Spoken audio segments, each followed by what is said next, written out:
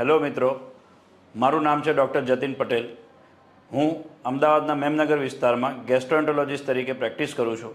મારી હોસ્પિટલનું નામ છે Ahmedabad gastro and liver hospital, જ્યાં અમે ઇન્ફ્લામેટરી બોવેલ ડિસીઝ એટલે કે આઈબીડી, ક્રોન્સ અને અલ્સરેટિવ કોલાઇટિસની સંપૂર્ણ ટ્રીટમેન્ટ આપીએ છીએ.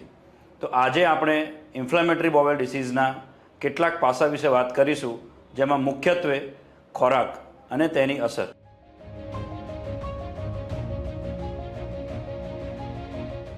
તો આઈબીડી એટલે કે ક્રોન્સ ડિસીઝની અંદર ખાવા માટેના સેફ ઓપ્શન શું? તો તેમાં મુખ્યત્વે અનપ્રોસેસ્ડ આઇટમ્સ એ મારો પ્રેફરન્સ હોય છે.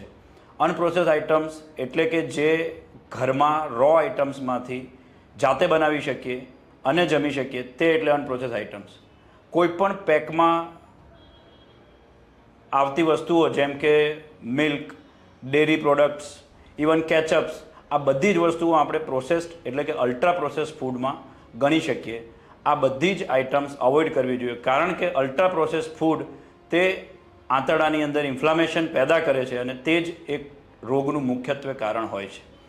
તો હેલ્ધી આઇટમ્સની અંદર શરૂઆતમાં જ્યારે ડિસીઝ એક્ટિવ હોય ત્યારે રાઈસ બેઝ આઇટમ્સ કે ઓટ્સ બેઝ આઇટમથી બનતા સોફ્ટ ડાયટ લઈ શકાય.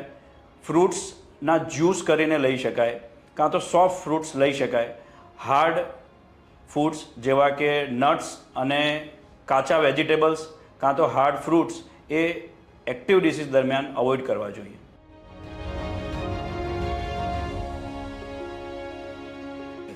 તો આઈબીડીના ફ્લેરઅપ્સ માટે એટલે કે તેના સિમ્ટમ્સ એગ્રાવેટ કરવા માટે જવાબદાર ફૂડ્સમાં મુખ્યત્વે જે આપણે આગળ વાત કરી તે પ્રમાણે પ્રોસેસ્ડ ફૂડ્સ, જેમાં outside foods, spicy foods, hard foods like nuts, seeds, anything can precipitate the disease. બીજી વસ્તુની અંદર હાઈ ફેટ ફૂડ્સ, તળેલી વસ્તુઓ, તળેલો બહારનો ખોરાક, આ બધી જ વસ્તુઓથી આઈબીડીના લક્ષણો વધી શકે છે. બીજી અગત્યની વસ્તુ કે ડેરી પ્રોડક્ટ્સ પર્ટિક્યુલરલી જ્યારે એક્ટિવ ડિસીઝ હોય ત્યારે અમે બધા જ પેશન્ટ્સને અવોઇડ કરવાની સલાહ આપીએ છીએ, કારણ કે તે લેક્ટોઝ ઇન્ટોલરન્સ દ્વારા સિમ્ટમ્સ વધારી શકે છે. અને ત્રીજી વસ્તુ કે જે સિમ્ટમ્સ વધારી શકે તે એટલે કે આલ્કોહોલ, કેફીન જેવા અને કોલ્ડ ડ્રિંક્સ જેવી આઉટસાઇડની વસ્તુ, આ બધી જ વસ્તુઓ એક્ટિવ ડિસીઝ દરમિયાન સંપૂર્ણપણે અવોઇડ કરવી જોઈએ.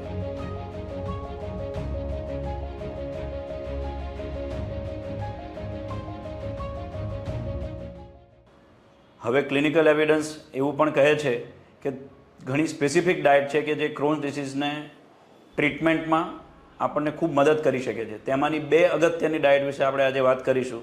તે એટલે સ્પેસિફિક કાર્બોહાઈડ્રેટ ડાયટ અને બીજી એટલે મેડિટેરિયન ડાયટ. તો સ્પેસિફિક કાર્બોહાઈડ્રેટ ડાયટ એ પર્ટિક્યુલરલી બાળકોમાં થતા આઈબીડીમાં, પર્ટિક્યુલરલી ક્રોન્સ ડિસીઝમાં તેનો ઘણો સારો ક્લિનિકલ એવિડન્સ છે, જે ન્યુટ્રિશનની કે ડાયટિશિયનની સલાહ લઈ અને આપણે તે ફોલો કરવી જોઈએ. એડલ્ટ્સની અંદર જે વધારે ક્લિનિકલ એવિડન્સ છે તે એટલે મેડિટેરિયન ડાયટ. મેડિટેરિયન ડાયટની અંદર મુખ્યત્વે રો આઇટમ્સ જેમ કે ફ્રૂટ્સ, વેજીટેબલ્સ, સેલેડ્સ એનો ઉપયોગ વધારે થતો હોય છે. અને લેગ્યુમ્સ અને અનાજ, હોલ ગ્રેન્સ, તે પર્ટિક્યુલરલી મેડિટેરિયન ડાયટની અંદર વધારે ઇન્ક્લુડ કરવામાં આવતા હોય છે. તે ડાયટ એ ક્લિનિકલી પ્રૂવન છે કે તે આઈબીડીના પેશન્ટ્સની અંદર ફાયદો કરી શકે છે. પર્ટિક્યુલરલી પર્ટેનિંગ ટુ ઇન્ડિયા, આપણી જે બેઝિક ઇન્ડિયન ડાયટ છે that is also similar two Mediterranean diet. તો હું એવું કહીશ કે આપણી વેજીટેરિયન ઇન્ડિયન ડાયટ, ઘરે બનાવેલી વસ્તુઓ, હોલ ગ્રેનમાંથી બનાવેલી વસ્તુઓ જો આપણે લઈશું તો તે એન્ટી ઇન્ફ્લામેટરી સાબિત થશે અને આપણા ડિસીઝની અંદર એ ઇમ્પ્રુવમેન્ટ કરવામાં 100% ફાયદો કરશે.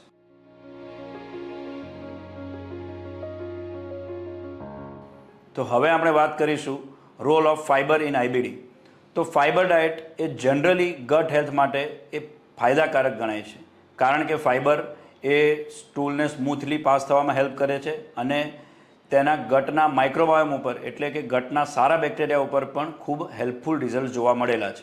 પરંતુ આઈબીડીની અંદર જ્યારે ડિસીઝ એક્ટિવ હોય ત્યારે હાઈ રેસિડ્યુ ફાઇબર્સ એટલે કે જે ફાઇબર ખાવાથી રેસિડ્યુ વધારે વધે તેવા ફાઇબર્સ અવોઇડ કરવા જોઈએ. એટલે કે particularly seeds, raw vegetables and nuts, આ વસ્તુઓ એક્ટિવ ડિસીઝ દરમિયાન ન લેવી જોઈએ. તે વખતે લો રેસિડ્યુ ફાઇબર્સ એ આપણે સિમ્પ્લિફાઈડ કાર્બોહાઈડ્રેટના ફોર્મમાં લેવા જોઈએ.